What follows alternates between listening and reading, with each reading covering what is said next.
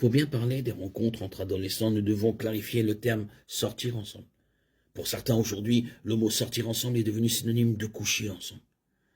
Défini de cette façon, aucun adolescent chrétien ou toute autre personne de tout âge ne devrait sortir ensemble, car il n'est en aucun cas acceptable que des personnes non mariées aient des relations sexuelles entre elles.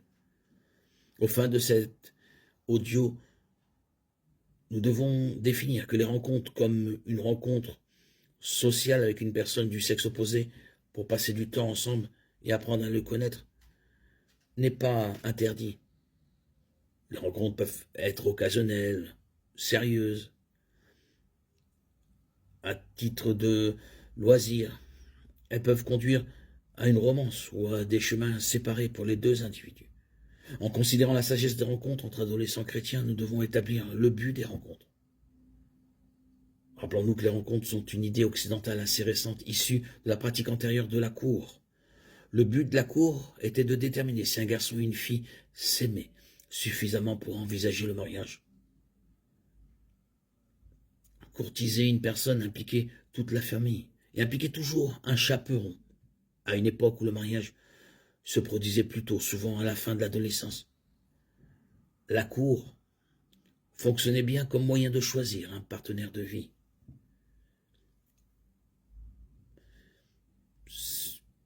Il s'agissait ici d'intermédiaires. Par contre, aujourd'hui, dans notre culture, la plupart des adolescents ne sont pas assez mûrs pour envisager le mariage.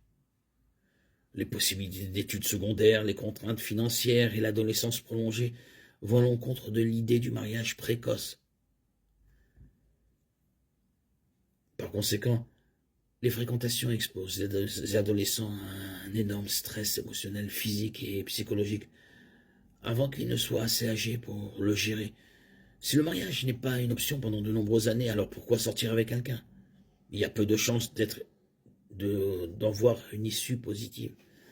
Si la romance n'est pas réciproque, les adolescents doivent faire face à des cœurs brisés, à des problèmes de rejet et à des distractions à un moment où ils doivent se concentrer sur leurs études et leur croissance.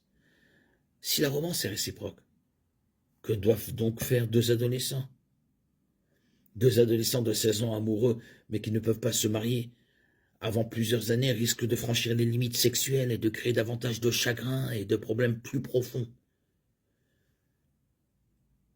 Pour évaluer la pertinence des relations amoureuses entre adolescents, il faut prendre en compte le nombre de maux de la société qui sont liés aux relations amoureuses et à l'expérimentation sexuelle chez les adolescents,